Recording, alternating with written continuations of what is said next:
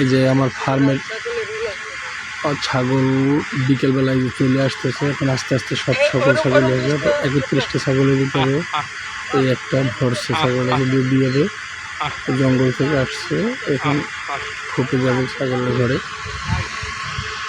Doctor আসছে, ডাক্তারের চিকিৎসা করবে। ডাক্তার নাসির এখন বরিশাল ময়লা ভাঙে নাকি ওই যে আমার ছাগলের ঘর, এখান থেকে ঘরের ভিতরে যাবে। আস্তে আস্তে এখন অন্য ছাগলগুলো আসবে। খাবার খুঁজতেছে, আরে খাওয়াই দাও দুঃখ।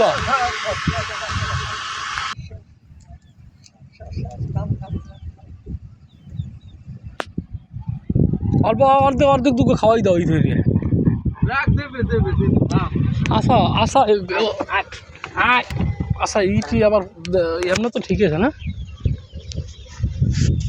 তাহলে রাখ ঠিক আছে না? আমি আর একটা জিনিস দেখতেছি,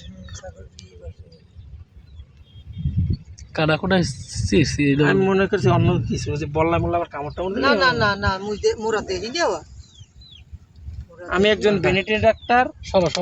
ছাগলটা আমি সার্জারি করতে আমার ছাগলের ডাক্তার এই গেছে যে এই যে ডাক্তার সাহেব, আমার এই যে তার বরিশাল থেকে আনা হয়েছে আমার এই যে ফার্মের জন্য। ফার্মের ওই যে একটা ছাগল বসছে, তো আমার এই ছাগলটা 55,000 টাকা কেনা হয়েছে। আর এটা ডাক্তার আনছো কি দিয়ে সেটা বলে দাও। ডাক্তারে খবর দিয়েছে এটা বিএবি তো, এটা সিজার হবে আর কি।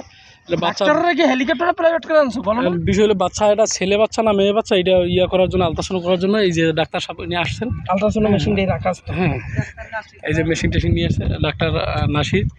হ্যাঁ, নাসির আকুল। আপনাদের যদি কোনো ছাগলে গরুতে পশুর যদি কোনো সমস্যা থাকে তাইলে আপনি আমার এই নাম্বারে যোগাযোগ করেন, আমি ফোন দিলে সে চলে দেবে, সমস্যা নেই। তবে আপনার এই